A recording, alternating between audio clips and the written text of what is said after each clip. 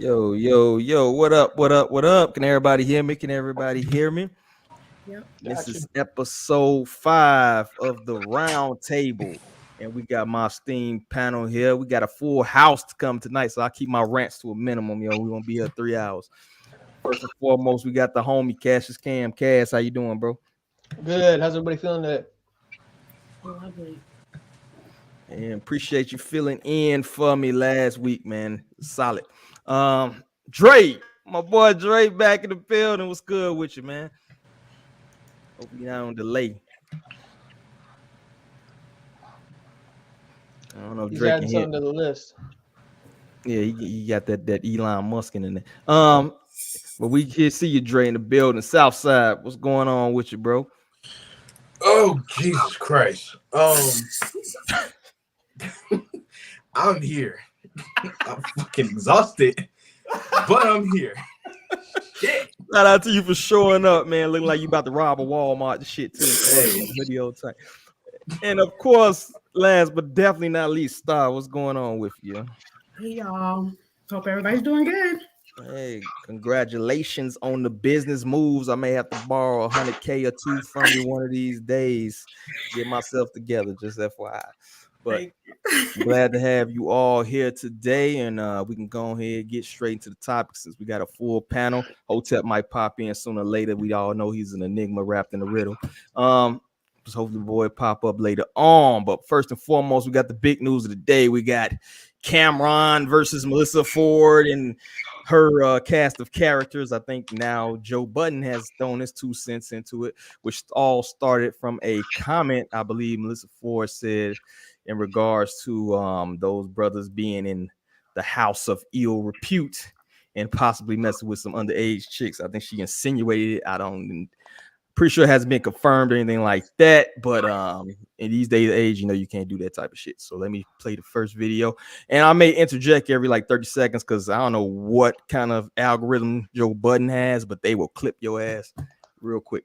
So here's the right video. I don't think that's stories upon stories of women coming forward and talking about the fact that that is not exactly the way that I remember that story happening. I don't think that's right what you're doing. I don't think that's right. Well, who's doing? What you doing? I don't think that's right. Like them niggas clearly went to a whorehouse and took somebody up out of there. Says them. And that's who told the story. But that's who told I get that. So of course it says no. Who else is there a distinct possibility that there may have been underage girls in that whorehouse?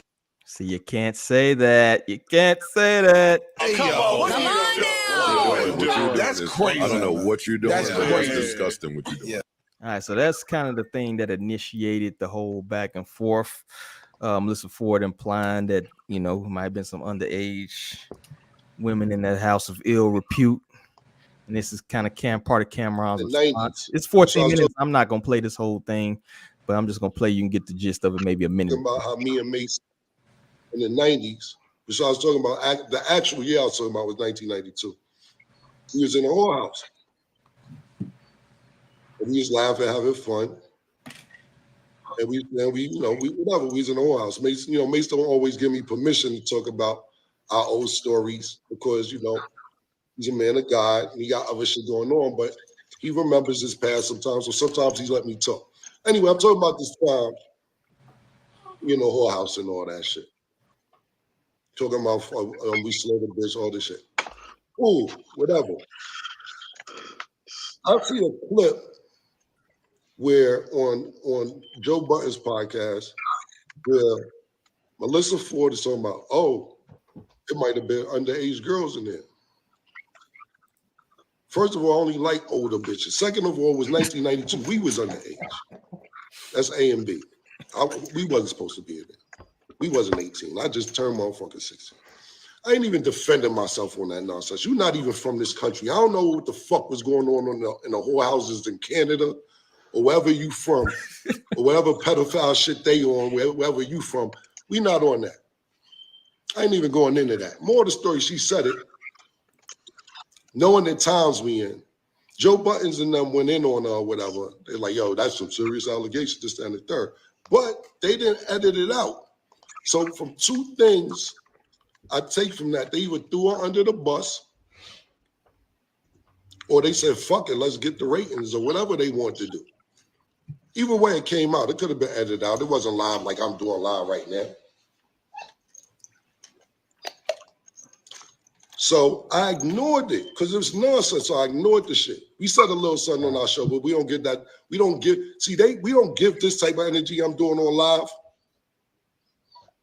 That type of business on our show, my nigga. Our shit is sports and our fun. So this energy don't go on our show. This cam energy on my own personal time.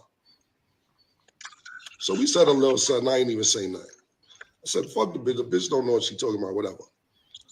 So yesterday, whatever day, she issues an apology. I'm like, nah, don't apologize.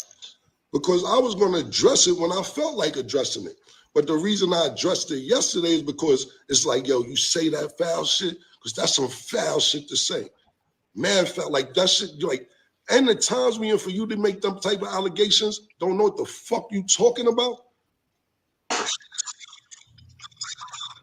Nah, I'll leave it at that. He went on to say that basically she's from Canada. She needs to be deported. He's thinking about suing Joe Budden them, and he called all them washed up cats over there. It's pretty funny. Go check out the video. It's about 14 minutes. Like I said, I ain't gonna play the whole video.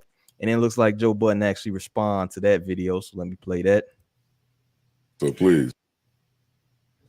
You really gonna play an advertisement? This game, I fucking hate that. you're not ready. Please, you already.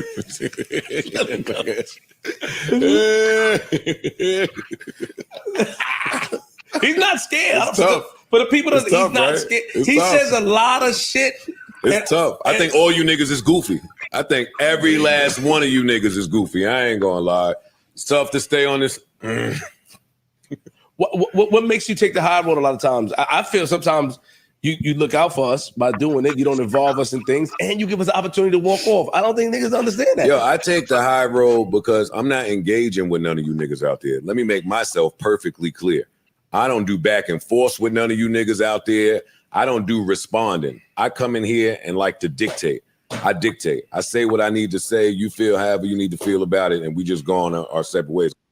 Talking like he the big dog in the yard. I had to stop every few seconds so he don't clip us, but I'm not trying to have a discourse. When I come in here, it's not because I'm trying to relationship build with none of you niggas out there. So there's not much to be said. You said enough. Thank you. I stand with Mel on all fronts, whatever it is. As a co-worker, as a friend, I feel like it's our jobs up here to check it, which we did with love. Mm-hmm. I don't give a fuck about none of these other goofy niggas out here and what they got to say. That shit is performative and it's shenanigans. I'm not with none of the performative shit. You think you got a lawsuit, call your lawyer. You got enough lawyers, I think they'll advise you against it. And I don't think niggas' paper is long enough for frivolous lawsuits that they don't have a chance on winning.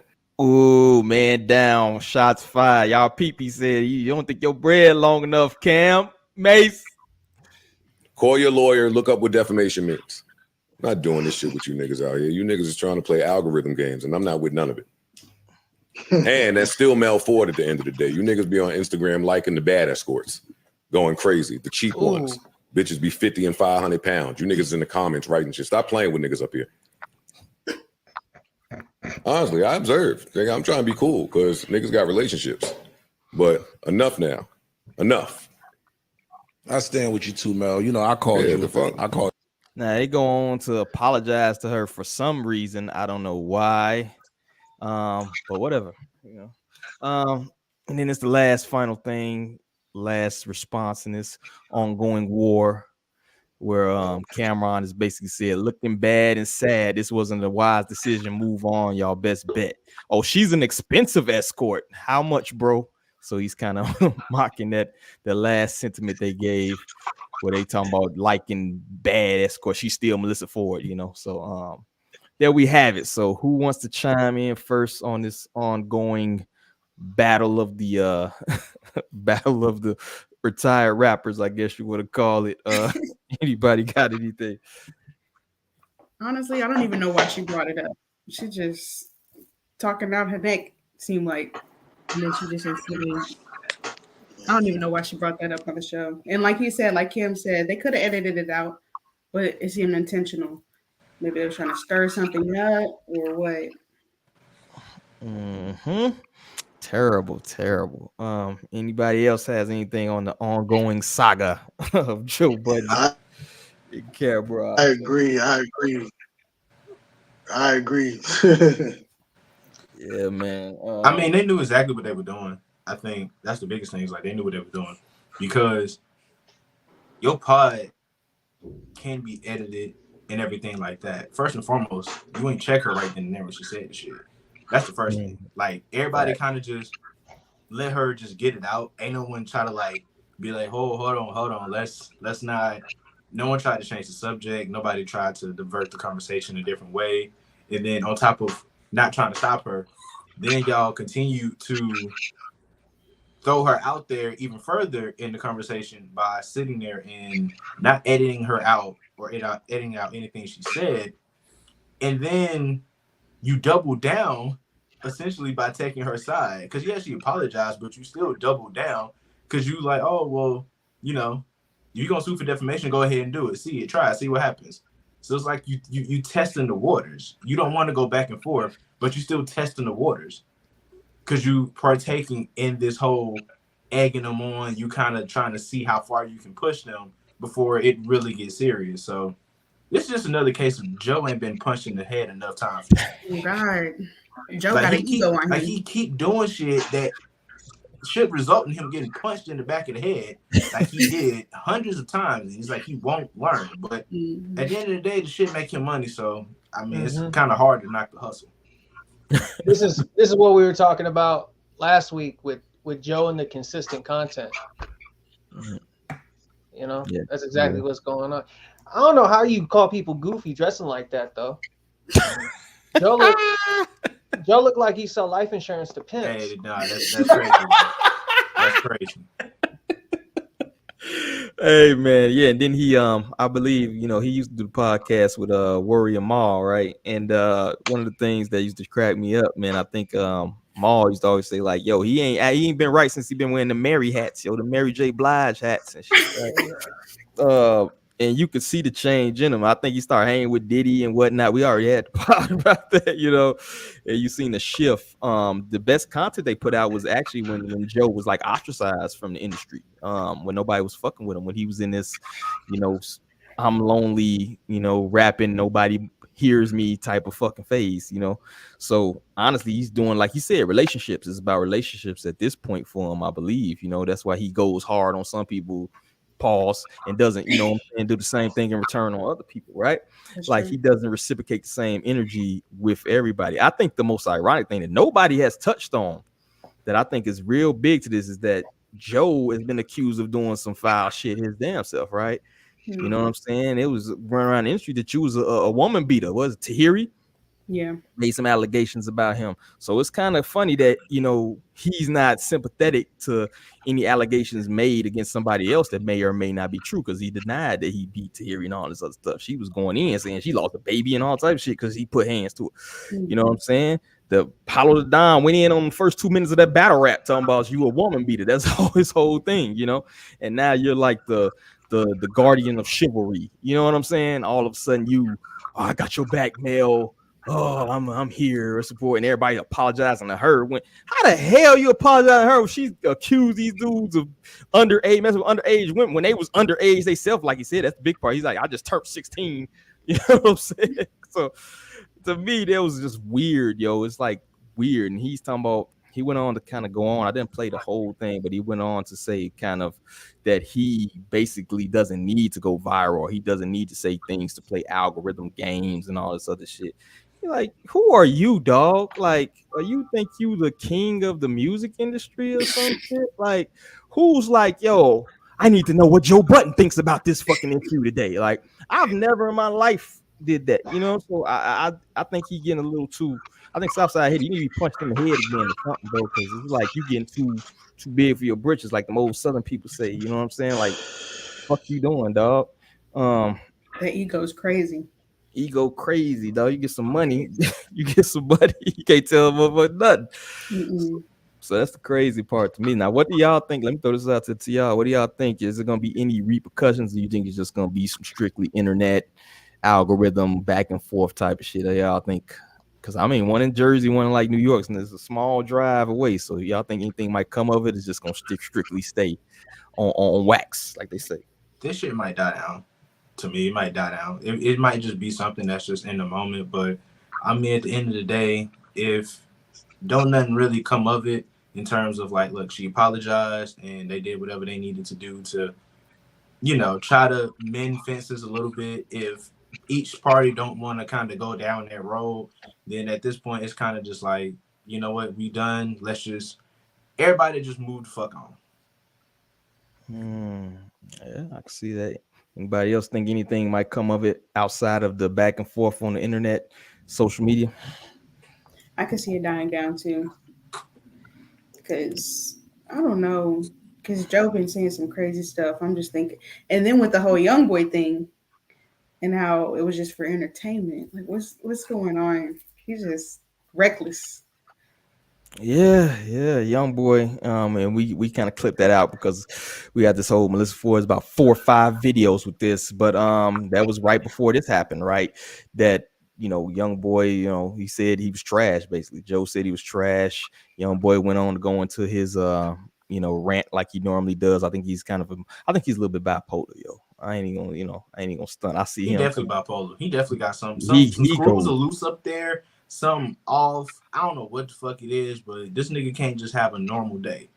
Like, he always got something going on where this nigga angry at somebody, and he about the most hypocritical nigga on the fucking internet. Because for somebody to say he don't go back and forth with people, he do the shit all the time. Did he not go back and forth with Rory and Maul? How you gonna say you don't go back and forth with people? And that's literally how you got your platform off the ground. Beefing with people, huh? Yeah. I think he goes from extreme to extreme, yo. Like, he goes from like die down, I'm chilling, to like the other extreme. So I guess we got a little time. So let's go ahead and present the video. Cam send me the one for that. So we'll give Joe Budden some more time. All right. Let's go.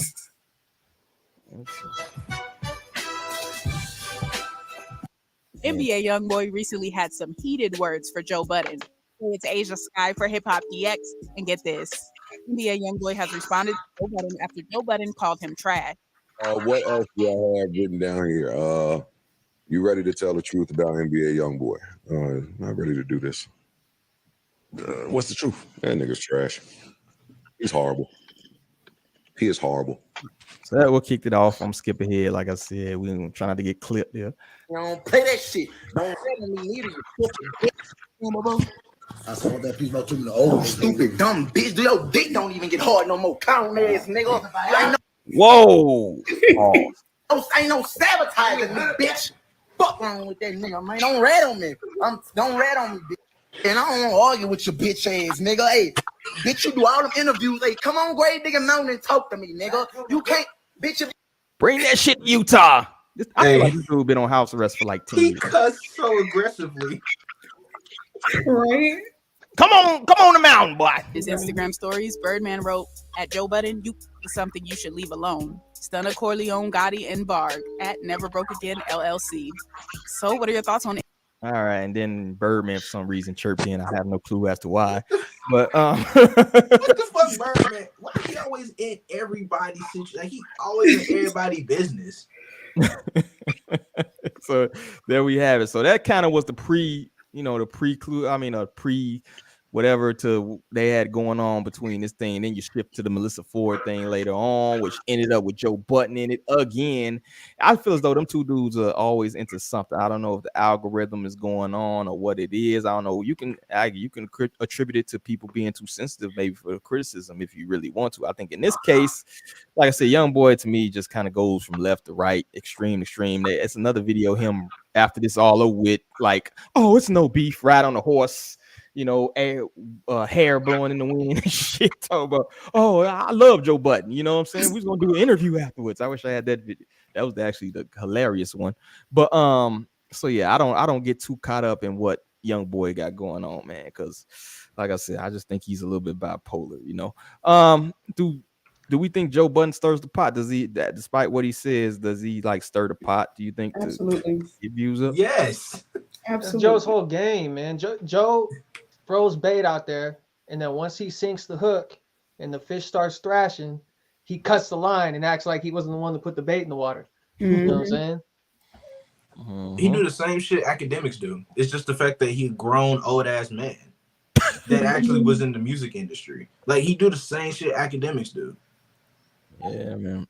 Yeah. The thing about academics is I have yet to hear academics getting punched in the back of his head and blogging. That's because Livingston don't leave his goddamn mother's baby. Act only beef with women. That too. Hotep, yo, I didn't even weep you come and see like that too. Came out the shadows. What up, Hotep? What's going on with you, bro? I don't know, but you did. The crazy part is they was on the same platform of Complex, right? It's like you had two supervillains on the same platform. It's almost like you ever play chess. You can't have the two like kings come near each other because it's the board. The game is over, right? You can't have two assholes of that magnitude I think, on one platform. You know what I'm saying? I just don't think that works. That's why I think that show had to eventually end. I'm surprised they ain't collaborating in some kind of way. Another thing that Camron went on to say on his end is that he employs all these washed up people on, like he called, I said, a laundromat. Like Joe Budden's platform is a laundromat because he treats all these washed people. So my thing is, do y'all think that's like true? Like is Joe Budden taking advantage? So maybe he doesn't, he didn't want to play Warrior Mall. So is he trying to like get these? Who the hell is Ice and Ish, bro? I'm still trying to figure out who these cats is. We know who Melyssa Ford is, old school video vixen or whatever, but who the fuck is Ice and Ish? I'm still trying to figure out their dynamic. I knew like Warrior and Maul had ties to the music industry and shit like that, so I get why they maybe were in the previous editions of the pod, but why the fuck is Ice and Ish? Anybody know who these cats is? No. No clue, bro. Only Joe. I was weak when Cam said that. Yeah, like you said, they washed. Yeah, I mean, can you be washed if you don't nobody know who the fuck it was? So I don't know, but shout out to them. I think we gave Joe Budden a good half hour, so that's it. I'm done. Anybody got any parting words on that beef, or y'all done with that joint? No, I do want to see young boy actually ride a horse up to his fucking studio and try to fight his ass. That would be great. That would be great television. If he ever gets off house arrest, man, that dude. That shit ain't happening no time soon, though. Longest house arrest I've ever seen. Got cabin fever. All right, so our next issue, we got some major releases. Ding, ding, ding. We got some major releases. E40, the legend, dropped a new project. We had Big KRIT dropped the EP. More on Big KRIT a little bit later. And of course, we had Nikki Minaj. We all know Southside's favorite musician, dropped an album, a long anticipated album herself. So I'm throw that out to the panel. Have any of you heard these projects? What's your favorite of these projects? And what your impression of any of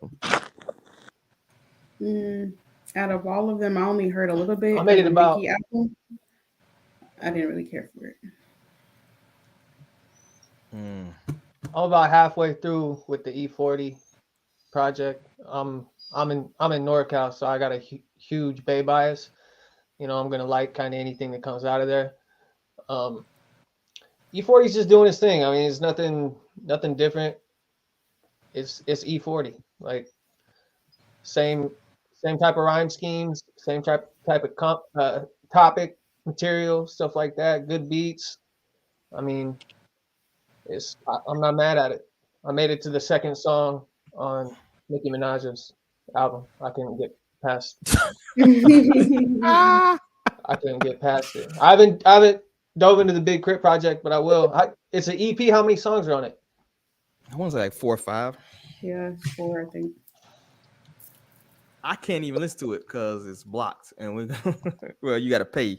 It's interesting. That's gonna be the second part of us, but let's finish up. Anybody else? Have you listened to the? I know Southside got something to say about Nikki Jones. I'm anticipating that. So the E40 project. I mean, it's E40 at this point. It's like legendary status. It's like just one of those. It's like if Snoop Dogg was put something out, like 2 Chainz, Wayne, it's just like he's one of those dudes where it's like if you put something out, I'm gonna just listen. I don't really care whether or not if it's good or not because his legacy's already been established. It's just like I'm gonna just go through, pick the songs I like, download them, and then go on about my business. In terms of the Big KRIT project, I didn't even know he dropped anything, and so I was like, I gotta go look for that. And then when it came to the Nicki Minaj album, I mean, everybody at this point has pretty much seen my review. I really didn't care for the album. I actually tried, and I was very impartial. I got through the intro track. I was like, okay, we might be cooking with something. This might not be as bad as I, was about to make it out to be. And then not even halfway through, it was just like samples, TikTok songs. The shit didn't make no sense. You got island tracks mixed with fucking R&B and singing. You trying to sound like Phoebe Bridgers and Billie Eilish, who was a feature on the intro track. Then you rapping about ice cream in your ass. You got a Tory Lanez bar. So you taking shots at Meg. It's just like she was rapping about jealous bitches for 8 songs. It's like you 40, my nigga.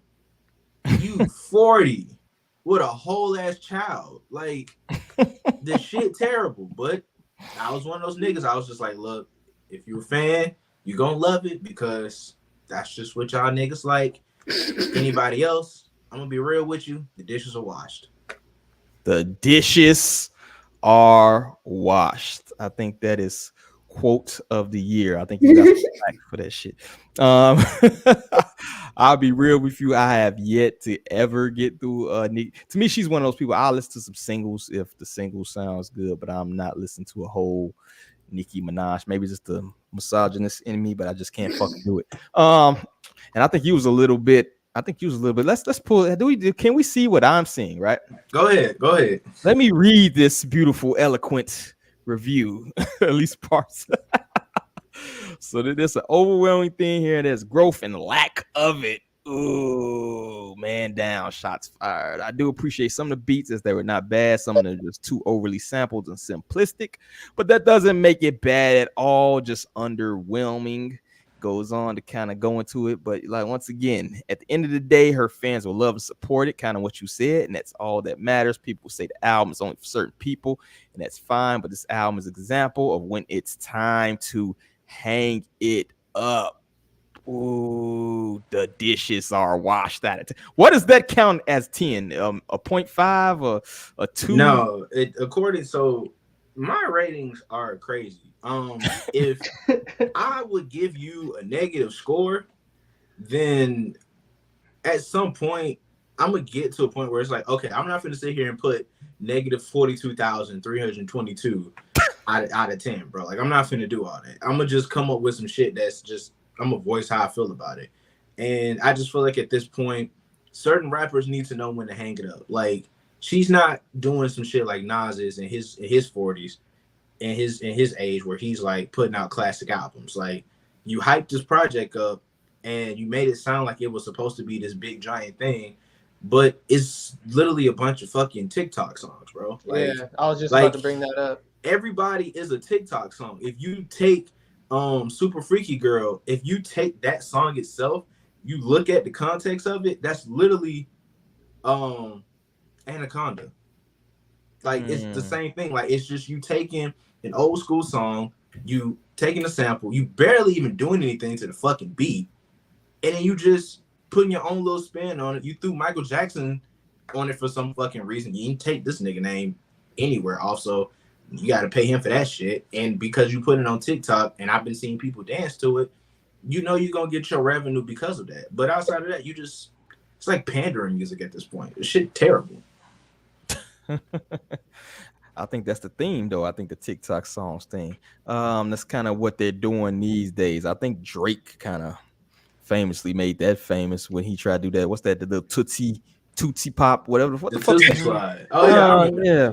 That was They even paid. What they do? They paid that dude Shuggy to make a dance for Shiggy, whatever the fuck. These weird ass names, man. He faded into oblivion as well.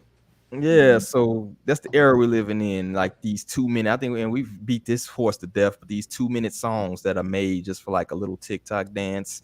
Whereas if you're in a club, a song's gonna be 4 or 5 minutes. You know what I mean? Like the days of sweating out the weave is like over with these days. You know what I'm saying? Like everything is like 2 and 3 minute songs. So these DJs must be earning their keeps because they're gonna have to keep it going with these mixes and all this other shit. I don't know. I ain't been in the club probably about 5 fucking years at this point, but I don't know how the fuck they working that. You know what I'm saying? But to me, it's almost like they're trying to get like these. Like you seen with the bongos with the Cardi B shit. Like that's specifically made for a dance track, right? It's made for somebody to do some little dance to it. Hopefully, it goes viral, and now you can sell. You know, get your streams off. You feel me? So that to me is kind of what you're gonna see a lot of. But to me, at 40, like you said, bro, like at 40, you should be making some of substance. Like you got a kid and a husband. You know, I ain't even gonna go in on that situation. You got a kid and a husband, you know, and all this other shit. You It's know, the like, truth though, bro. Like she had opportunity, and people kept asking me, like they kept telling me, like, "Oh, well, you're not listening. There is growth. There is growth." I'm like, no, it's not, because why are you rapping about women being jealous of you at fucking 40? You are not who you were in 2010, bro. Shit has changed. You are not that same person. There are people who we consider back then and even today to be better artists than you now. So nobody's jealous of you. You just have a rabid fan base that just gasses you up to make you think that you are more than what you are. Like, that's just basically what it is to me. Like, and I'm gonna be 100% real. If you never signed with Young Money, you, without that Wayne cosign, you were not who you are at all. If she had to do this shit on her own, no Drake, no Wayne, no Young Money behind her, no Machine, she is going to be a flat DOA type of artist. Period. damn. About to have Barb's hate mail, yo. That's fine. They know where to find me. Hotep, you listen to any of these projects, the E40 joint, the Nikki Minaj joint, anything that, Big Crit, any of that? The only ones I have listened to was the Nikki album, and I thought it was halfway decent. I mean, I didn't hate it.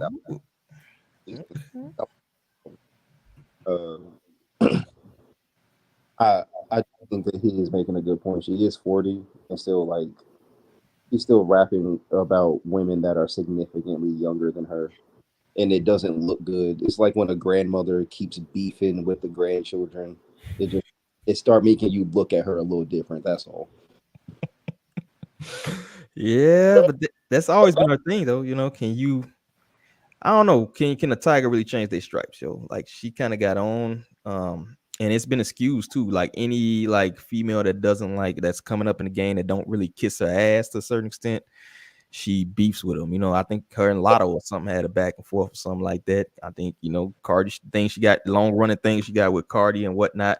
And I think that's kind of a theme in the female game. I don't know if they think it can only be one female in the game or one head female or something, but it seems like they always drag each other down in that extent. You know, they won't let another female rise unless they kiss the ring or some shit, which, you know what I'm saying? Like that's really not gonna happen. A lot of people got egos. I wouldn't kiss the motherfucking ring either. I give you props, but I'm not gonna kiss your ass to get a feature or something like that. So I can see where they coming from that, but like I don't expect her to change. What was the last album? Put in the 30s. You know, you're not gonna make no significant change, I think, from your 30s to if you're just gonna be an older asshole. You know what I'm saying? An older, you know, bitter person or whatever the fuck you're gonna be. I don't see this whole growth thing unless you have a growth mindset.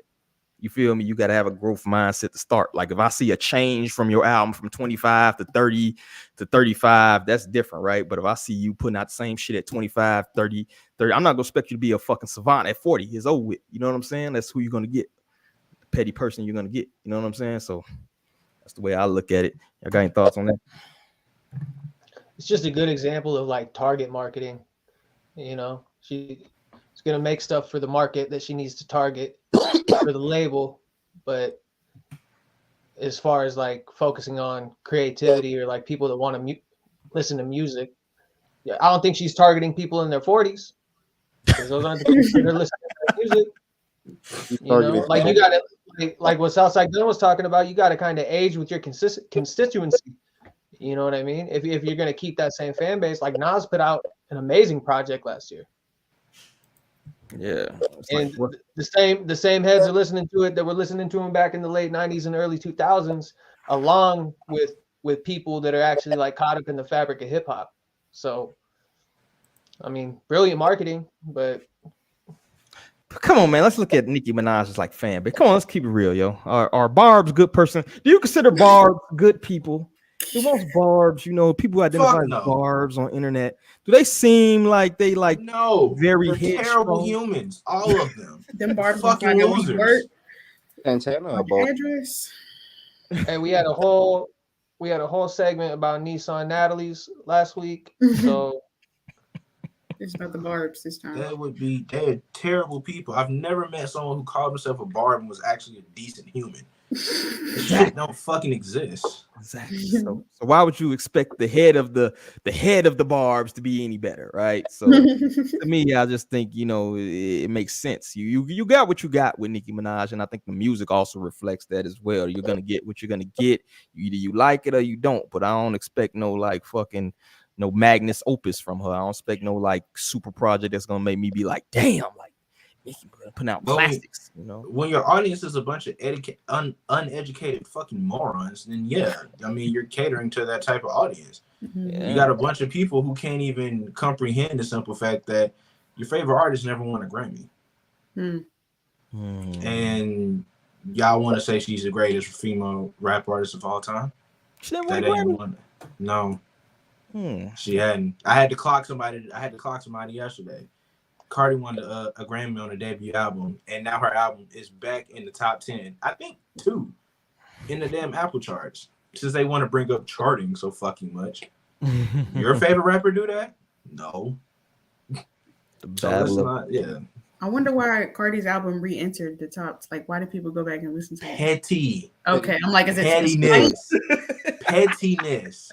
People are petty. They're doing that just to be spiteful and ruin the release of Pink Friday 2. Because, of course, just like how there are Barbs, there's the Barty Gang and whatever the fuck Lotto has and whatever the fuck Ice Spice has and whatever the fuck the Sexy Red fans have. Like, there's a rabid fan base for all of them chicks. But as you can see, Cardi's fan base is just very, very petty and dedicated to continue to prop her up and like, hey, she's the best. We're gonna show you why again. Yeah, I don't get that shit. Go ahead. I was gonna say, but you gotta grow as an artist, because I feel like that's a theme of things that we talk about. Like, can an artist show growth? Like Cam said, Nas still dropping stuff, but he hasn't lost his touch. I kind of feel like Nicki is like stuck in like a certain era where, like, I guess maybe what she thinks people want her to be. I don't know what it is, but from the snippets that I've heard people post from the Pink Friday 2 album, like, it wasn't hitting. You know what I'm saying? And I'm like, it sounded like TikTok type of music. And it was just like very like auto-tune and like I thought she was gonna come out with like spitting bars on some real hip-hop shit, or at least have more, I don't know, show people why you're the queen of rap and stuff like that, because you are older. Nobody wants to hear you on the same stuff as like a 25-year-old. You're a whole mother, you're married, and your fan base is getting older too. But I don't know, I've seen some people just say it was great anyway, but there's some people that are not honest fans. Like, it's okay if your fave makes something that's not, you know what I'm saying, not the best. You got to be honest. So yeah, I've I feel seen as her. far as like lyricism goes, that's almost more unfair with female artists. As far as like recognition wise, there's some really like nasty female MCs out there. Ciroc, I listen to a ton of Ciroc. I love Ciroc. She's out of Rhyme Sayers and stuff like that. I mean, Young M.A. just dropped a freestyle. Like, there's a lot of really good female lyricists. No Name, Kamaya. Kamaya. King Corinne is disgusting. Filthy.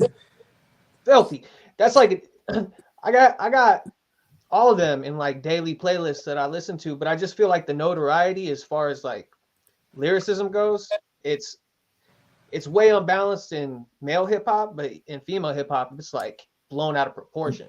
Yeah. As far as like people getting recognized for actually being able to write. the wrong female artists to me are the wrong, like the mainstream female artists are kind of the wrong ones to me. Like, I don't believe that a Sexy Red, a Ice Spice, a City Girls, a Nicki Minaj, like they shouldn't be mainstream artists to me, but they are, and that's what the people love. But the real talent is in the ones that don't get that notoriety. So I don't have an issue with it at this point. I just continue to support the ones that don't get that shine all the time because that's where the real quality art is. Facts. That's what I try to do. The Women's Wednesday, right? Every other one we try to do a newer artist, upcoming artist. I don't try to. It's like sifting through some of these, artists. A lot of them trying to do the barb, I can take your man. I got 5,000 purses. My pussy good. It's all like the same repetitive thing. So when you hear a female that can actually spit, it actually stands out even more because there's so many cookie cutter out there. You know what I'm saying? And I've seen some dope women spit it. You know what I mean? I was trying to get Naoda Park on here, to spit. But like I've seen some females that can really, really go at it. You know what I mean? Like bar for bar with cats. And it's just sad that the only ones that get the mainstream shine. And even if they can spit, sometimes they even have to dumb themselves down for the mainstream, or they try to fit in with this whole box. You know what I'm saying? Like Lotto could fucking rap when she wants to. You know what I'm saying? But that's not her stick. Her stick is I'm gonna shake my ass and whatever. You know what I'm saying? But if she really wanted to rap, I've heard her get bars off before. You feel me? So it's like either you're gonna play the game or you're not gonna reach that level. You know what I mean? That upper echelon level. To me, I think if you stand true to yourself, but you still can make a living while you may not get to that top echelon level, I still rather be that than dumb myself down for an audience or do some shit I don't want to do to get the fucking notoriety or whatever. So that's the way I feel about that type of shit. Yeah, that's the metaphorical selling your soul. Yeah, fuck it. You can look at like a dude like Tech Nine, right? Tech Nine ain't a fucking not my cup of tea, right? He's not the fucking upper echelon or whatever, but he make a fucking living, right? He living good, he chilling, he doing his own thing. He never compromised his fucking style or nothing, right? He rapped where he rapped, and he has a fan base that's dedicated to him. So I think if you do your own thing, man, you ain't gotta get that upper echelon. I gotta be on every video shit, man. Just make your living, do your art, bro. There's rabid Tech Nine fans in my area. There's a big connection between Northern California and Kansas City, Missouri. Mac Dre was actually killed in Kansas City, Missouri, but there's always been like a tight bond between Bay Area music and strange music out there in the Mo. And there's a rabid Tech Nine fan base out here, and he's not really my cup of tea either. Not my really style of music, but you can't tell me he can't rap. You know what I mean? So. Nah, definitely not. Shit, that's probably why J-Rock signed with him for a little while, huh? But let's go on to the second part of this topic is KRIT. I didn't hear many people say listen to the KRIT project, probably because you got to pay for that joint, right? So he's doing this new thing. We hooked up with this company, Even, as you can see on here, and part of what they're doing is almost like a pay for play type of deal where you give what you think this album or this project is worth, but it's a minimum of $10 before they release it. I think they're eventually going to release the EP, and I actually think he has an LP coming out, but this is like the precursor. Maybe this is like a test run to see if this will work with their hiding that behind it. Now, let me ask you this, and I know Star is a big KRIT fan for sure, at least one on this panel. Do you think this is a good strategy, or do you think that this is kind of like, because I don't know how you feel about art, whether it should be like free and then you pay what you want, or you should hide it behind a paywall. And I got more on that later, but I'm throwing it out to y'all. What you think? Honestly, I kind of like it because I feel like this is the response to pushing back against the streaming stuff. Because, we already know that streaming is not paying shit. So this is his way of making his living. He's an independent artist now, so he gotta eat. And when I saw him announce that, I was like, okay. I was curious why it wasn't on streaming, but then he said it was going to be on Even, and you got to pay for it. And I'm like, oh, that's what you're doing. So people are starting to get hip to the whole streaming being a ripoff. So I support the whole support the artist directly. Like, that's dope to me. And I think that can be a start of like people starting to be more direct to consumer. And it reminds me kind of like a band camp situation where people can support you by just buying your mixtape or your project or whatever on there. So gives me those vibes, but I like it.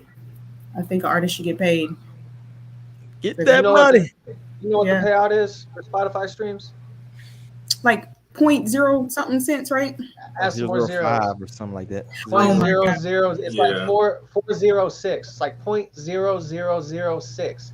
That's nasty. Snoop was just talking about billions of streams, and he cashed out like 45K.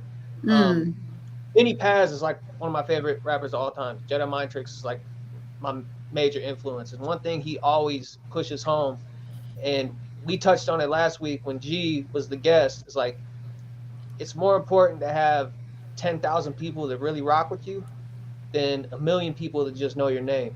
And you're getting these anonymous streams, because he's like, the shows, the merch, and the back end records, like through paywall, is how he's been able to remain consistent and better off than most of these rappers that are even signed to labels. And he's keeping 100% of everything, doing everything in-house, making his own merch. And the camaraderie you build with your fan base by doing it like that is something that's worth more than any amount of streams that you can get. You know, so it's cool to see somebody with the notoriety of KRIT start making this like mainstream news. And I think you're going to see a lot more people follow suit in the future, just because of that huge disparity with, you know, people putting their stuff on streaming platforms and it getting recognition, but they're not getting paid for it. And at the end of the day, like, making music takes a lot of time, it takes a lot of money, you know, and there's blood, sweat, and tears that go into that, and people need to be compensated for that.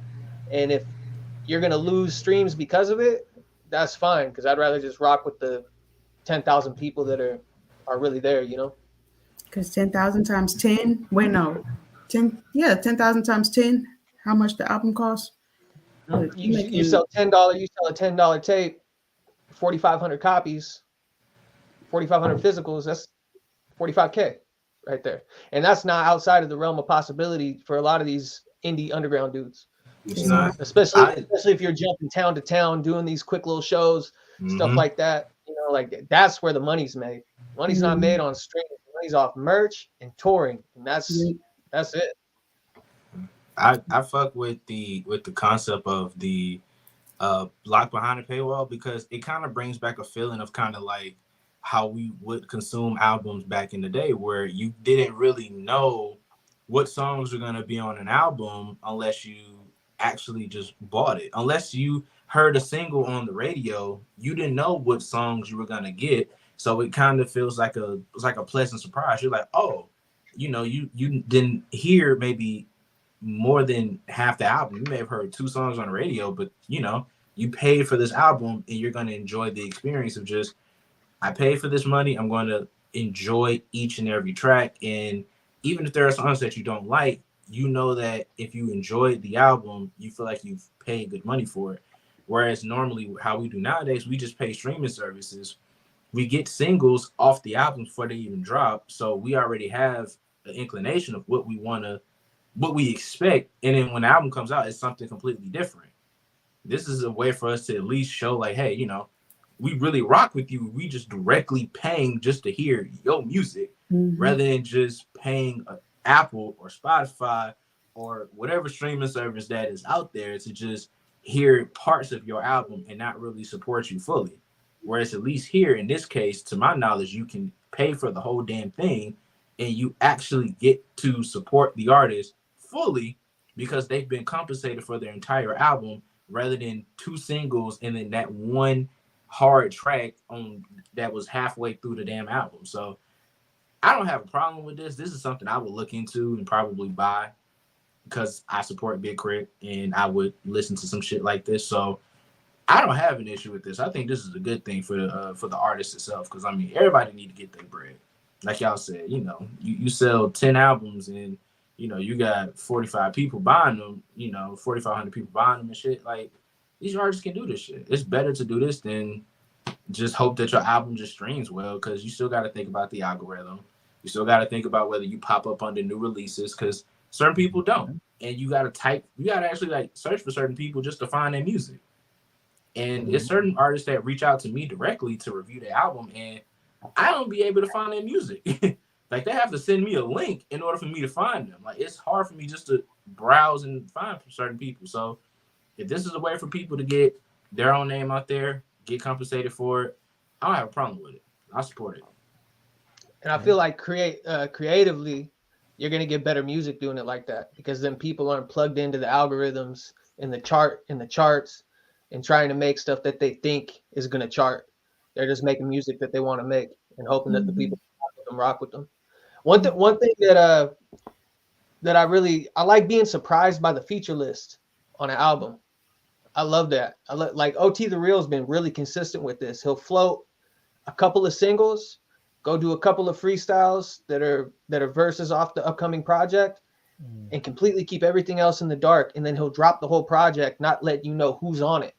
And then when you get it, it's like filled with Griselda cats and like Vinny Paz, and you're like, whoa, like that's the type of shit I'm into. I like being surprised by the people that are on the feature list. That's cool. So I agree with Southside.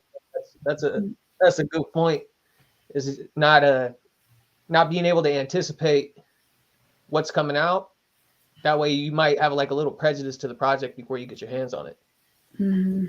Yeah, I like how y'all talking about the experience of music. So this, I really like this. This is a shift in a good direction because it'll bring back experiencing music. Like I invested however much I wanted to pay, so I'm gonna actually appreciate it more. So, I mean, you know, I love KRIT, so I'm probably gonna buy that after the show.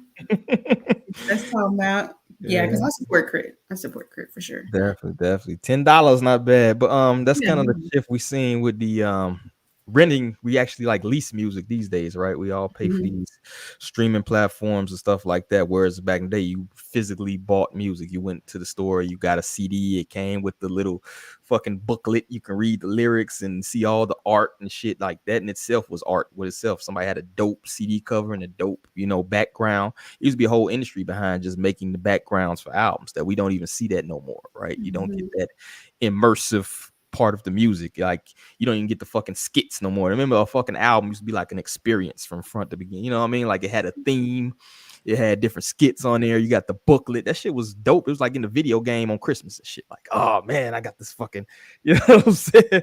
So we don't get that now. We have this shift to kind of leasing music or rent music. I think somebody should just go back. You know what? It's crazy. I'm seeing a lot of vinyl come back actually.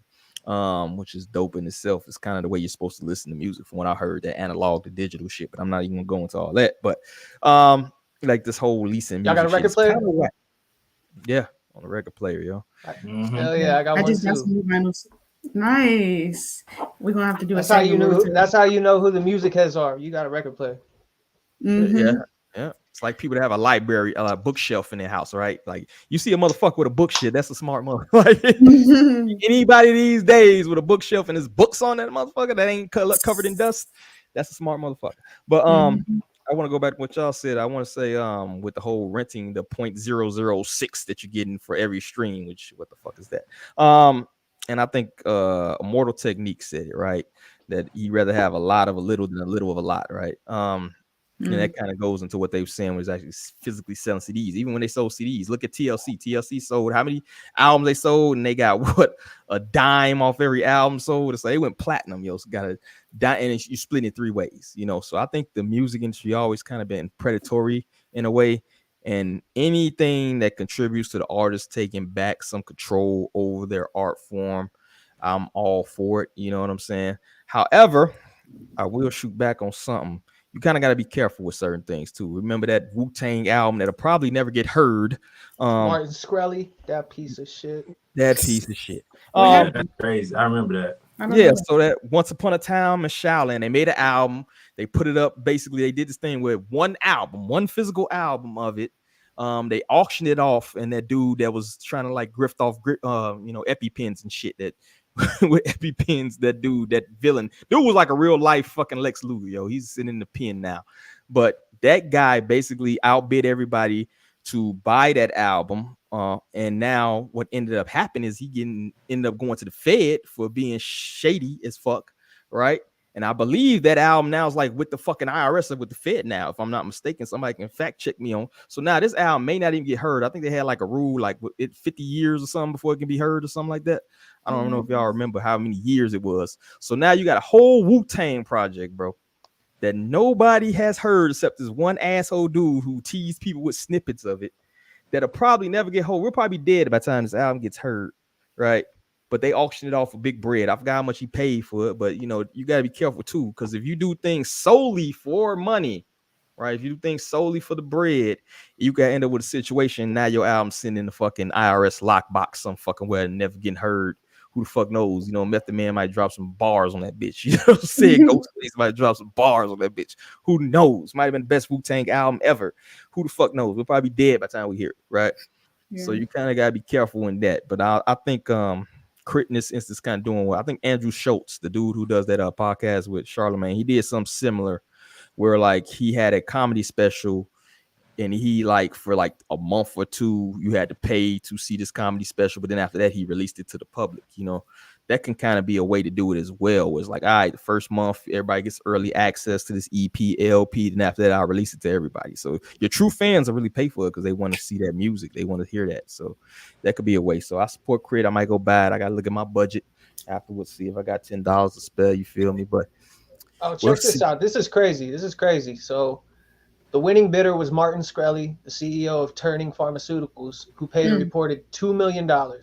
In March 2018, following Shkreli's conviction for securities fraud, federal court seized the assets belonging to him, including the album. In July 2021, the U.S. Department of Justice sold it to a non-fungible token collectors, Pleaser DAO, for $4 million to cover Shkreli's debts.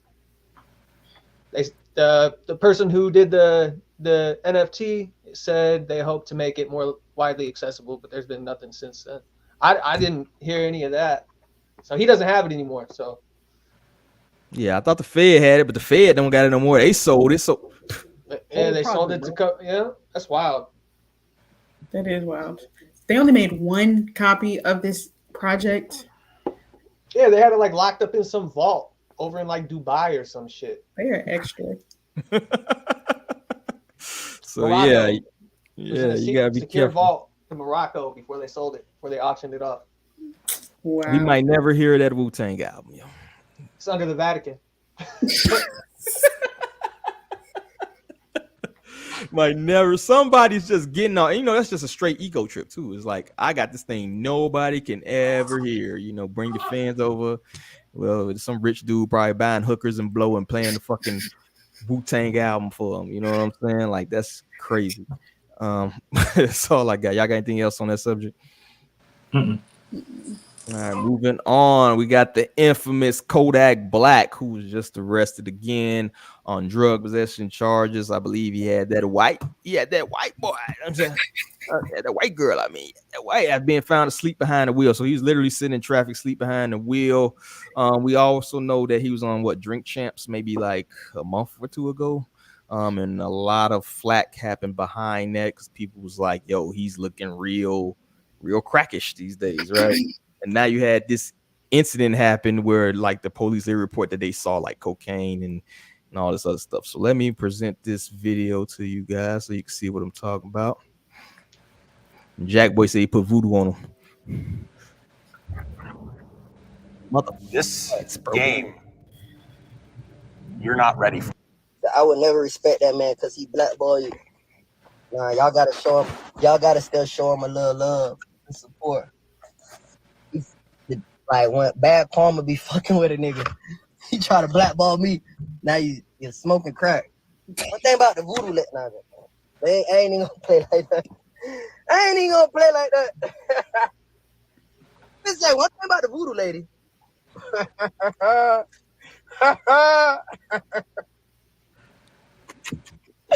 Oh shit! One thing about that woo. Hey ass, why hey ass out here like this? Hey ass out here thinking you chicken, boy. Oh God, what? Yes. Jack Boy ignorant as hell for that. That's by the way. Oh God, boy. Hey ass thinking you know how to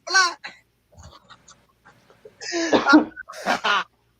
I flew to Haiti. South Florida rapper Kodak Black had nothing to say to our cameras as he bonded out of the Broward County jail tonight. He was arrested yet again early this morning, this time on drug charges. And that arrest happening after quite a bizarre traffic stop in Local 10's Christian De La Rosa. Joining us live now from Fort Lauderdale with much more. Christian. And on some concerning charges, once again, he was jailed, once again on drug charges, and once again, he's bonding out. Bonding out of jail with a huge entourage. Bro, like, how he gets so many bonds, yo, that is crazy, bro. Like, I never known nobody got like 12 bonds in their lifetime and didn't have to sit down. But anyway. Hiding him from our cameras. Before he was out, he had to pose for his latest mugshot. On count 1, possession of cocaine. Count 2, tampering with or fabricating physical evidence. Count 3 is a traffic offense not before us. At 2 o'clock in the morning, police say they found rapper Kodak Black behind the wheel of a Bentley, sound asleep. The arrest report says it was here. The vehicle was stopped in the middle of the street. Bro, he's in the middle of the street, passed out off that white, bro. 600 block of Northwest 47th Avenue in Plantation. Officers say when they opened the door to the vehicle, they smelled pot and alcohol. And after they got him to come out of the SUV, they reportedly noticed a white powder coming from his mouth. Investigators say the substance tested positive for cocaine. All right, we get the gist. He was off the triple threat: the weed, the liquor, and the white girl. So I'm gonna throw this out to y'all. We watching somebody's downfall in real time and nobody's doing nothing about it. Or like this was like a destined shit. What do y'all think about this whole incident and Kodak Black and the trajectories he's headed? I'm starting to feel bad for him, but I don't know. Looks like he don't got nobody trying to help him. It's a downward spiral we're watching, and I don't like it. I don't like it. I mean, it's hard to feel bad for somebody who constantly put themselves in situations like that. Like, the newscasters said it themselves. Like, they said arrested yet again. So it's like, you've been arrested for this before. You've been arrested for other things that are just as bad, if not worse. And it's like, it constantly happens. And if we look at his peers and look at the careers that they're having, it's like, what made you go down this road and everybody else is somewhat staying out of trouble or not getting in as much trouble as you are? Like, what is in your circle around you that is causing you to do this? Why do you think it's okay to do all these drugs and everything? Like, what are you chasing? What are you getting out of this? Because you don't need the money because you got the music. It's not like you an untalented artist trying to stay on and still be relevant. Like, bro, you're a talented artist, you're gonna be relevant. So I don't get what he got going on with all this shit, man. To be honest with you, I don't get it. It's like I said, it's hard to feel bad for a nigga who constantly keep doing this shit over and over and over again. Yeah, he's a drug addict, man. Like, a lot of people who are familiar with me, like, I'm in recovery. I used to have a severe opiate addiction. I just had 7 years on Thanksgiving. God bless. But bless up. Anyone who a key component, like when you're a real drug addict, is self-sabotage. Like Southside Gun was saying, like, he's got everything he needs and he's still finding a way to block out whatever he needs to block out. And you're gonna go to any lengths to use those drugs when you're a real drug addict. And it's rough. I know I told D after the stream yesterday, like, we just lost a buddy 2 weeks ago from fentanyl overdose. And you don't get any farther away from addiction, no matter how successful you are, if you're a real drug addict, unless you go back and cross those T's and dot those I's that are causing the shit to make you act like that. Like Southside Gun was saying, you can't feel sorry for people that aren't willing to help themselves. Like, there's nothing you can do for him until he's ready to do something for himself. And the only thing you can really do is pray for him in hopes that he gets the right people around him that kind of grab him by the earlobe and just kind of plant that seed and get him going in the right direction. Because No amount of money, no amount of fame is going to stop him from acting like that if he doesn't go back and work on the resentments and other shit that's causing him to facilitate his addiction. You know what I mean? And that's some real talk coming from somebody that's been through it. Like, that's some real talk. Yeah, man. Yeah, I think also, you know, I think he's a little bit. It's a problem sometimes when you have a certain amount of money that, you know, people aren't willing to have those hard talks with you no more. Because first and foremost, you're surrounded by yes men. You know what I'm saying? Mhm. People are just around you to be on your payroll or like vultures to pick off whatever you got, you know, until then it's nothing left. So, and then at the same time, it also increases that ego where you ain't trying to hear nobody, right? So you got two things that's probably working against this man in that regards. And then his craziest part of it is because it's money, right? You see, like the majority of people who fall into these spirals, a lot of them at least are the worst type of spirals. Like people got money because you can't tell them shit, right? If you broke, I can cut your funds off to a certain extent, right? Where you got to do crazy shit to get money to get high, right? You can do certain stuff. I can cut you off. We can have an intervention. Nobody's giving you no money. Nobody's giving you a place to stay. It's a little bit harder for you. You know what I'm saying? Whereas this cat, he can just do what the fuck he want to do all day, every day. Nobody's gonna tell him shit. You know what I'm saying? He's not gonna listen at the same time. So I say too, you can't say nobody who's not looking to be saved, right? So sometimes, unfortunate as it sounds, sometimes you got to hit rock bottom before you can even recognize what's going on. Hopefully he don't hit rock bottom. But I mean, you was sitting in the fucking Fed not too long ago. You still be sitting in the Fed if it wasn't for somebody talking to Agent Orange over there to get you up out of there. You feel me? So it's like, how many times can you get arrested? They had a montage of this dude's mug shots. I want to say he had like 16. What was like 4 rows of 4? Like, you know what I'm saying? 16. That's why I was like shocked he has even a bond at this point, especially caught with what you got. Luckily, it looked like it was only a small amount of that white. So maybe they let him out because of that. You know, they changed laws these days where, you know, they always been a little bit more lenient with the powder. As opposed to if he had a rock on him, it'd been a rap for him. You feel me? So it's like, how many chances you gonna get, bro? Like you blessed to be in this position where you at the upper echelon of hip hop almost, like, you know what I'm saying? And instead of being grateful for that and moving on, you doing dumb shit after dumb shit after dumb shit. Like, how many chances you gonna get, dog? You feel me? It might be a situation where the best thing might be for him is to sit down for a little while, because then you gotta get clean. Mm-hmm. Like you gotta get clean. Ain't no fucking nobody give a fuck about what you got going on in there. You in gladiator school. You feel me? So that might be the best situation for him, unfortunately to say. But it's crazy how they just laughed out that thing on Drink. And why the fuck he's on? I got a real issue with Drink Champs, yo. I got a real issue with Drink Champs, yo. Because they bringing on, like they had Lamar Odom. You bring Lamar Odom on fucking I hate that Drink shit. Champs? You bring a bunch of recovering people on Drink Champs. But then again, like, why are you taking that interview? Yeah. I mean, you gonna get your publicity shit. He got a team. His team probably like, yo, you get so many viewers, you get blah, blah, blah, blah, blah. You know, so it's blame to go all around. But at the same time, bro, I'm not finna invite an addict to my fucking podcast that's based on fucking drinking and smoking and everything else. I'm just not gonna do it. It's just not in my conscience to do that shit.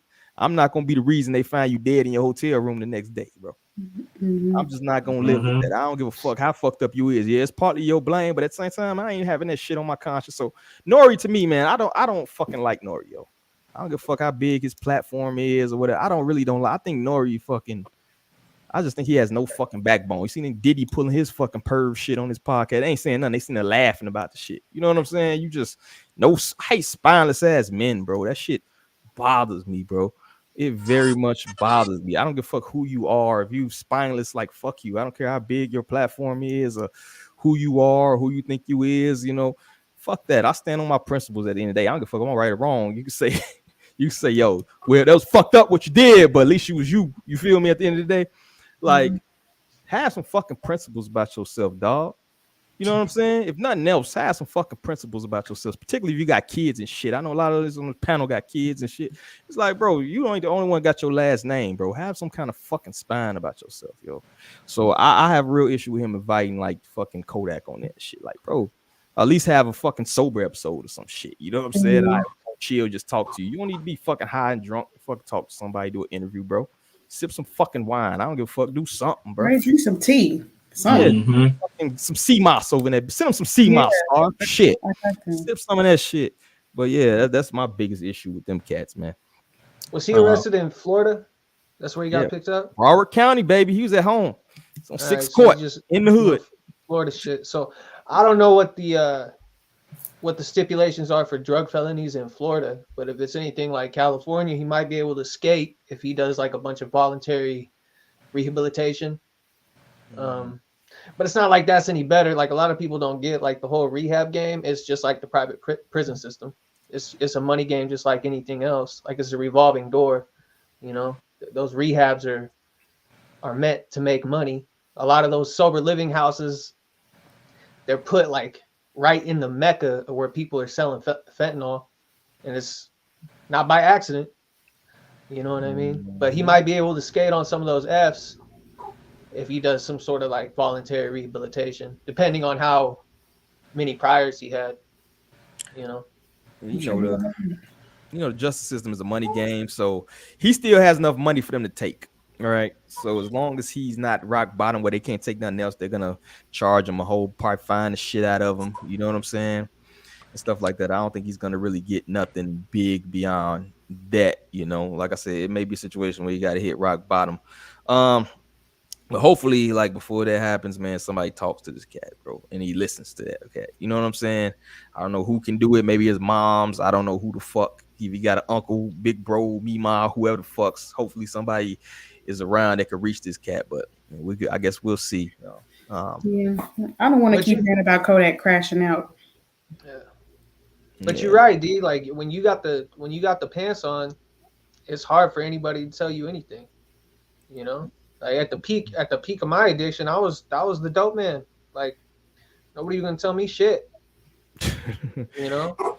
Yeah, people don't realize a lot of people selling drugs are actually trying to feed the addiction. You feel me? They sell one thing, so they can buy another thing, or they trade or something like that. You know what I'm saying? Like a lot of this glamorous lifestyle of drug shit is a bunch of bullshit. You feel me?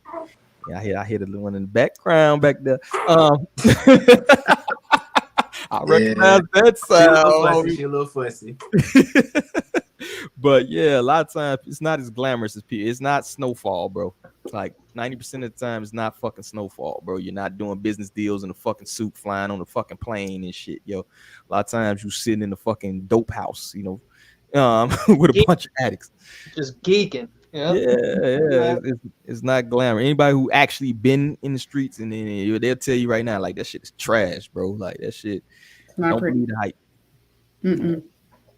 So that's all I got. Y'all got anything else on Kodak, man? Just pray for him. Yeah. Leave your hood if you can. Stop getting rich. Stop making it out, having the money to get out the hood and still live there. Go support your community, whatever. But if you got them bad influences that's causing you to, you know, do drugs and things like that, to have you end up like Kodak or any of the rappers that have passed away from drugs or anything of that nature, bro, get out that environment, like for real. Because like we want to see everybody be happy and be healthy, and seeing people struggle like that is just sad for everybody involved. So if you can, get into a better environment. That's all I can say. People's, places, and things. Those are the big three right there. People, places, and things. He needs to just go ghost. Go find a safe place, get ghost, and figure his shit out. Yeah. Get the fuck out the hood, bro. I'm gonna say that. As somebody who left the hood, get the fuck out the hood, bro. That shit is, you keep it real, stay in the hood. Get the fuck out the hood if you can, bro. Get your people out the hood, bro. Fuck that shit. But anyway, moving on. We had Charlemagne. We were actually 50 Cent basically got called a diabolical genius. That's some super villain shit, yo. I don't know if he's, but and Rick Ross chimed in. Of course, they got their long running beef. I don't know why he chimed in on that particular segment. But my question is, 50, is he continuing his reign as the ultimate bully of hip hop? Apparently. So let me play. I think this is actually Charlemagne responding to the first thing. So I stand by what I said. 50 Cent is absolutely a diabolical genius. If you look up the word diabolical and the definition of diabolical genius, and you know that is exactly what 50 Cent is. You know what diabolical means, Lauren? No, not by definition. Very evil, but also intelligent. I agree that that's 50. That's right. You standing Who is she anyway? Where they find her at, yo? on business in here. What shoes you got on? My flip flop. Well, most cancers are that. You know what I'm saying? We're very sweet, very loving, and we care about our people, but we do hate as hard as we love. So leave us alone. But, right. Your point was that he's doing things and moving business culture and all that stuff, and it goes over people's heads. Absolutely. Now I will say too, Rick Ross is a mastermind as well. He's a master marketer. And you know why? Because every video he posts, he's promoting something. So yeah, basically this kind of stems from the fact that 50 is actually doing a documentary. He's supposedly doing a documentary about Diddy, who also he has a long running beef with in regards to all his, his Diddy's diddling, the little weird purge shit he got going on. So that's kind of what it stems behind. And that's why Charlamagne kind of called him a diabolical genius. And then I don't know why Ross decided to chime in on that, but I think I got something here. Something else I seen that I thought was actually kind of cute. Charlamagne referred to 50 Cent as a diabolical genius. And me, thinking the way I think of Charlamagne, he would know better than that. A diabolical genius doesn't file foreclosure, doesn't file bankruptcy, it's not a diabolical genius. A diabolical genius for my next generation of young bosses. They buying Delta. They buying the Miami Heat. They making big boy moves. Cracking jokes on somebody don't make you diabolical, because if that's made you diabolical, I would be diabolical for calling DJ MD pickle paddle pickle. That shit ain't diabolical. Nigga just having a little fun. Get to the money. Get money, make you diabolical. That's what make you diabolical, Charlotte. Stop dick riding. And some that don't even make no sense. I tell you, what makes you diabolical is stealing someone's whole persona and building a rap career off of it. When I said that, when I sent that tweet out, the amount of people who were mad at me, insane. Bro, you are a former correctional officer. He's a CO, bro. This nigga lives on the south side of Atlanta, my nigga. My hood.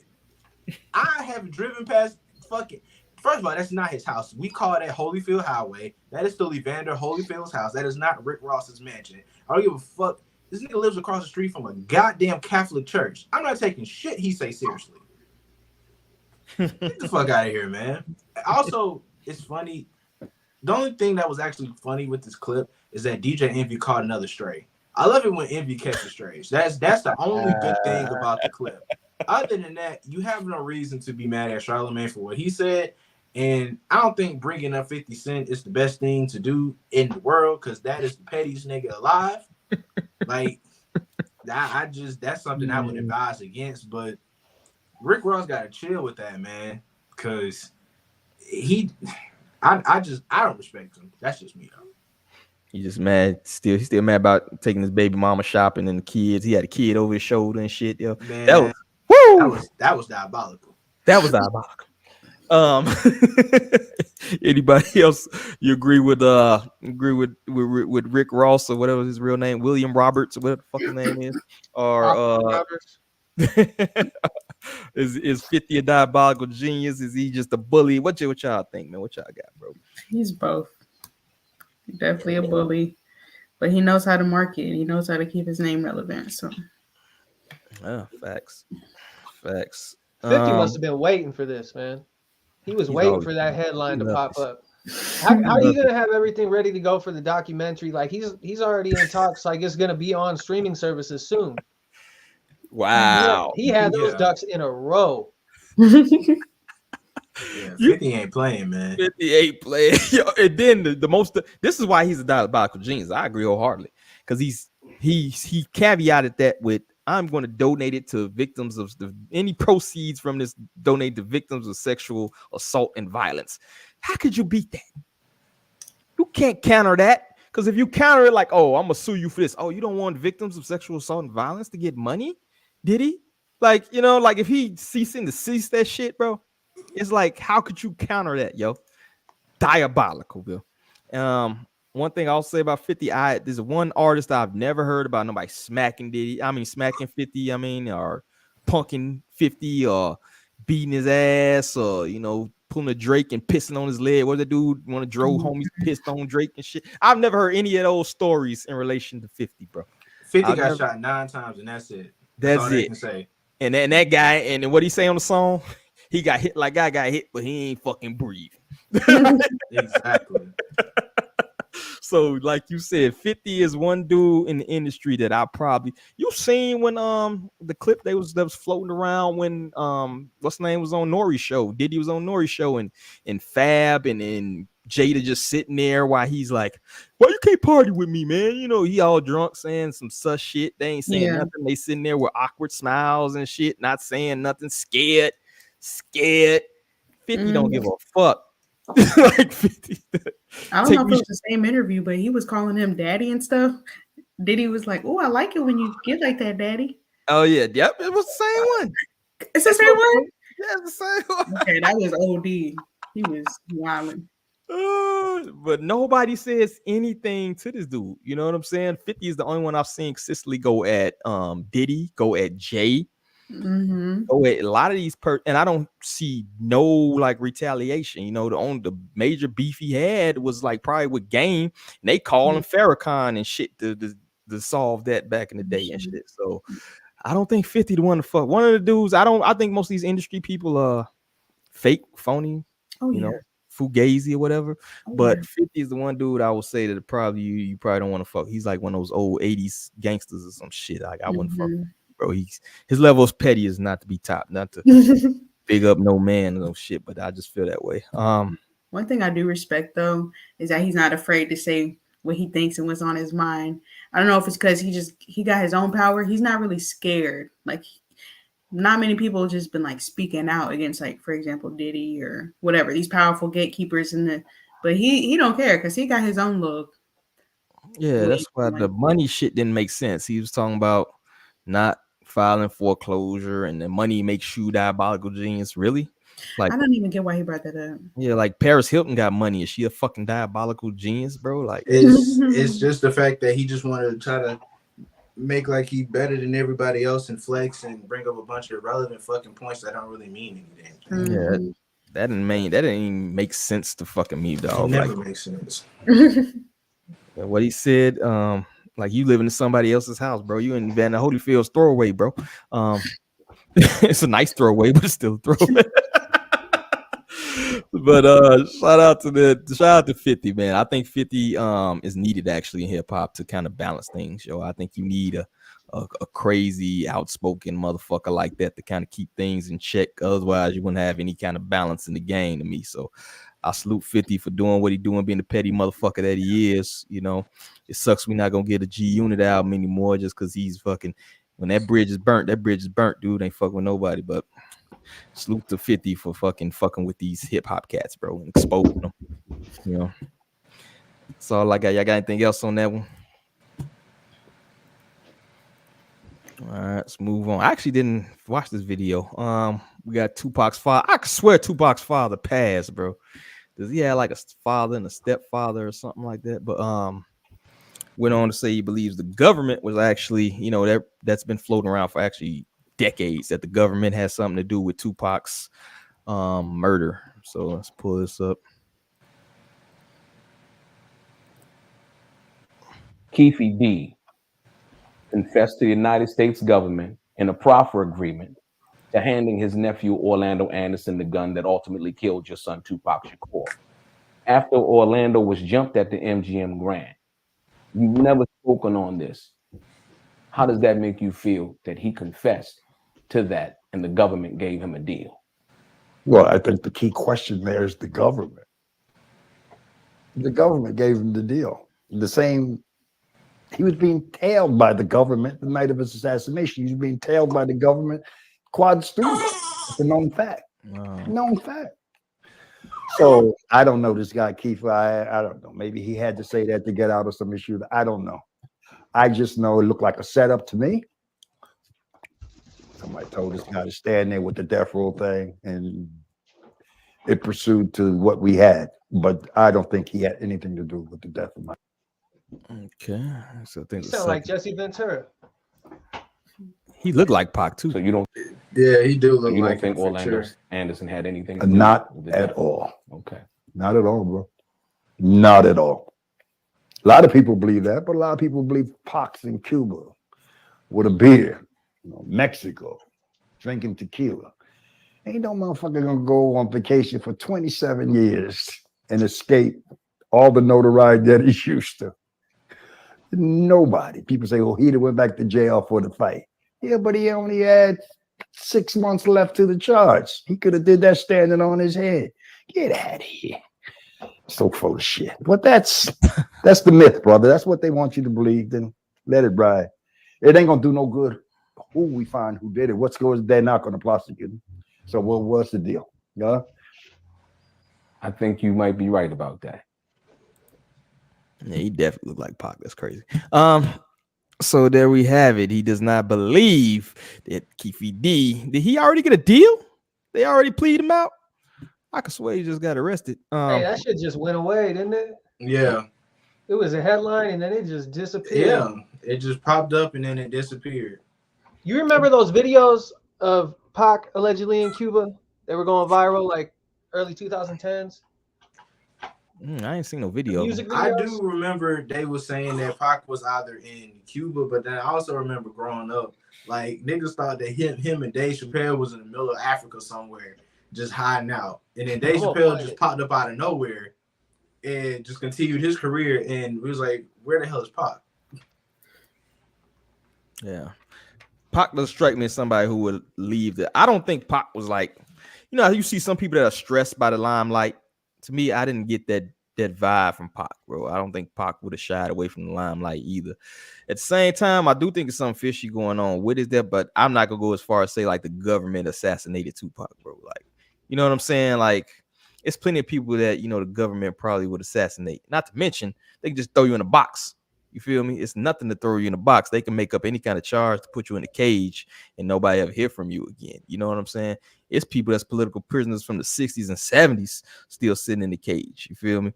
So it's like, why they gotta even do that? Because now, honestly, now you almost a legend. You're a martyr. Your name. People making up stories to this day. People still, what's Joe Smith, the basketball, the Keisha Chavis, or whatever the fuck her name is. She's still telling stories about how she slept with Tupac and shit. Like, it is 2023, and you still got women and shit out here like, oh, I fucked Tupac back in 1995. You know what I'm saying? Like, that's how strong this man's like legend is at this point. So to me, it doesn't really make sense to like assassinate or kill him. So what do I'm tossing it out to y'all, yo. What do y'all think? Tupac was assassinated, do you think, or is it just like continuation of the myth for the legend?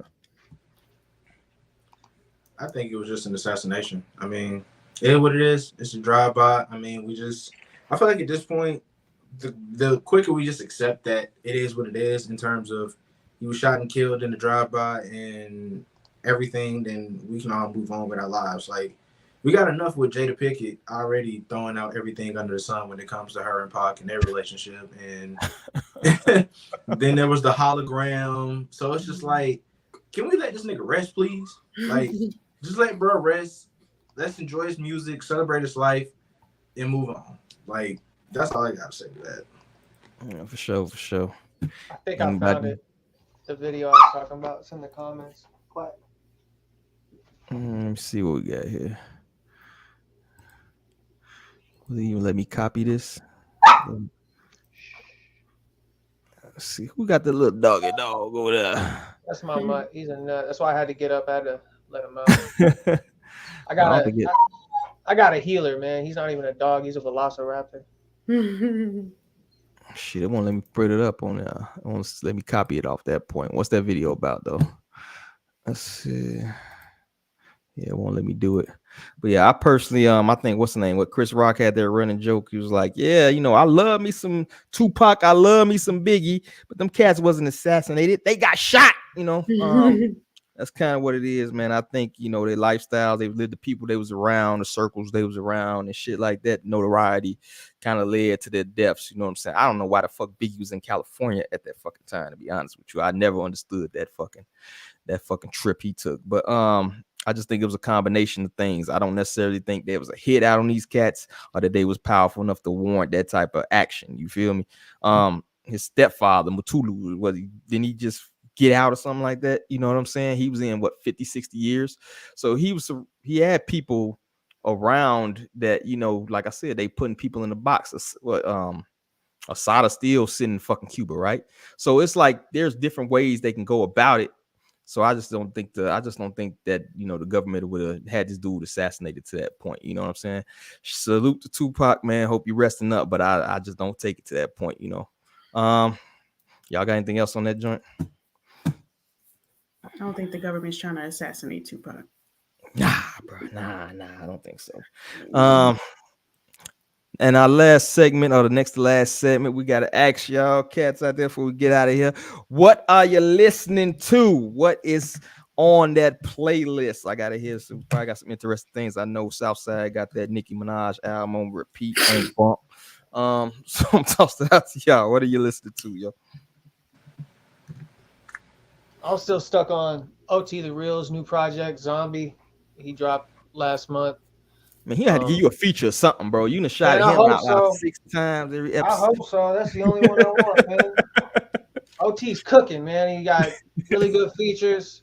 A-Rap Music produced it. I mean, I listen through the whole album every single morning.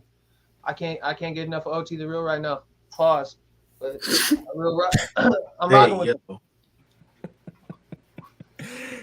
Who next? Who else? What you listening to? Me, I've been listening to some throwback stuff. We're listening to Kids by Mac Miller, Because the Internet, Childish Gambino, Denzel Curry, Zoo, Drive-In Theater by Currency, Mr. Midnight by Larry June, Return of Forever by Big KRIT. I'm going to check out that EP after this episode too. Put your own game. Southside, what's on that playlist besides? Are you even able to listen to music? Because it sounds like you. Man, I have to have one earphone in to make sure I'm hearing out for everything, making sure she's good. But outside of that, I mean, I decided to revisit the intro track to Offset's album, Fan. I actually kind of like that track, which is actually pretty nice. And then Yachty came out with his new single, which I heard originally from when he was at the Flog Gnaw Festival.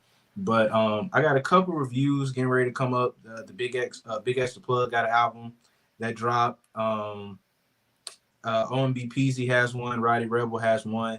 The Fetty Wap album wasn't too bad. I didn't think I would like that. The Kid Leroy has an album that was pretty good too.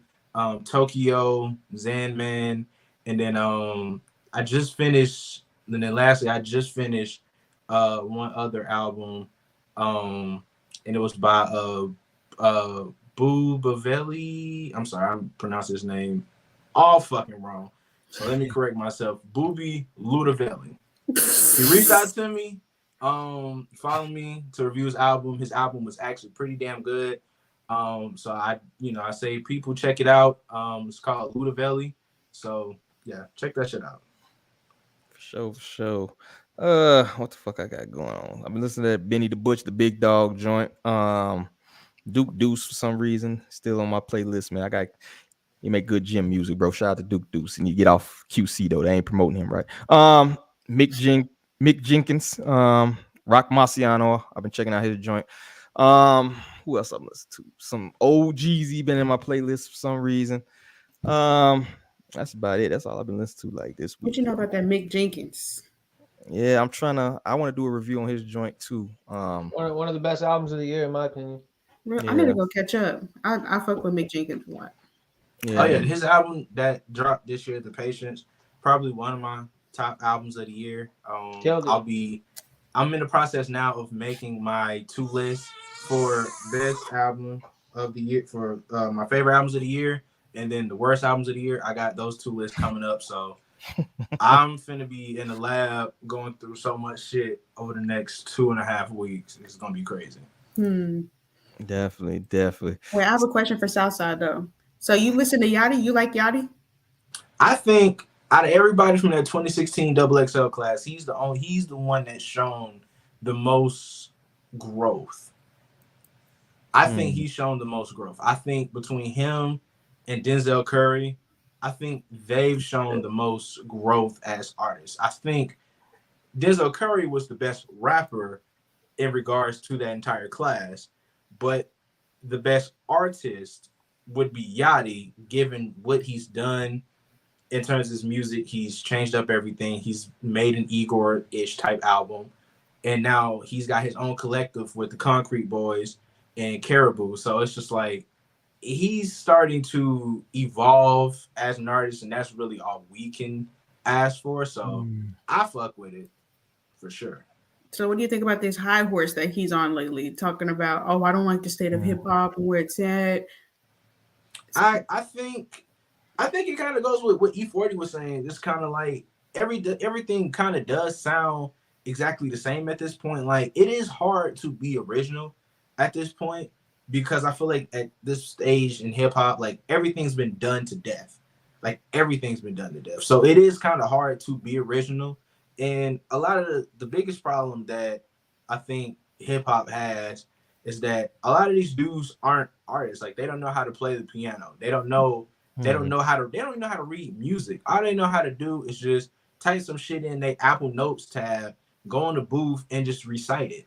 Like, they don't understand the concept of music, and that is an actual art form rather than them just rapping. Like, most of these niggas are slick kind of battle rappers who can't even rap on the beat. So I mean, at the end of the day, that's really just what it is. What you say? That beat been whooping their ass. That's what you said. Man, sometimes it do. Like, not everybody knows the concept of actual music. They just know how to just say a couple bars, give you an 8, maybe a 16, but it's nothing captivating. It's nothing that is purely art, because they're not doing nothing but reciting the same shit that everybody else has. That's part of the reason for the short songs. People can't write 3 verses no more, dog. Like, no one artist can write 3 verses no more, dog. That's like a lost art in music. What you think about Caribou, bro? I ran across her doing a Women's Wednesday. I was like, I don't know, bro. Hey, the freestyle that the Concrete Boys had on the radar on YouTube, that was a great introduction into all of them, because I had never really heard all of them. I had just heard the ending of Caribou, but apparently I've heard Draft Day before. To me, Draft Day was the one who kind of set the tone in terms of like, oh, this nigga really is like the best one to me. But in terms of Caribou, I kind of fuck with the lazy flow. It's very Detroit-ish. So it has like a Detroit feel. It's kind of offbeat a little bit, but it's also not, because it's like she's just talking. She's literally just talking with a beat that's going fast as fuck. And it makes sense. And she's got some quick, witty bars, even though we know kind of Yachty wrote them. But at the same time, it don't really matter. Who I give a fuck who wrote them. The shit sound good to me, so I don't really have an issue with it. I fuck with her music, so I'm gonna keep supporting. I mean, I know she only doing music because she can be an actor or some other shit. Hey, that's fine. Get your money, put in your work, go do your thing. Somebody said she rapped like her irons low, and I was weak. She do.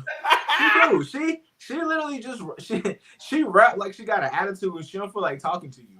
Like, she rap like she's sitting on a first date. The conversation just awkward as hell. Like, that's what it is. That's what she rap like, but it's fine. Like I said, I fuck with the lazy flow. Like, if you listen to that On the Radar freestyle, like when she came, like they had to flip the beat for her. Everybody else rapped on essentially the same beat. Her beat was not only flipped, but then they sped it up. So I was like, hey, I fuck with it.